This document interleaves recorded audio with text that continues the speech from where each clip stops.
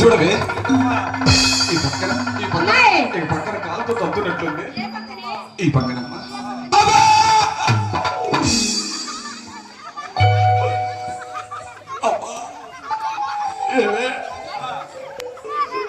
దాసి అమ్మగారు కొద్దిగా ఆగండి అమ్మా వానాకాలంలో ఎప్పుడో పిడుగులు ఎక్కడో పడాయి అంటమ్మా దగ్గర పడుతున్నాయమ్మా పిల్లలు లేనప్పుడేమో పిల్లలు అన్నది పిల్లలంటే ముద్దే మొగుడంటే మోజే ఇప్పుడు చూడమ్మా ఆడ నొప్పి అంటుంది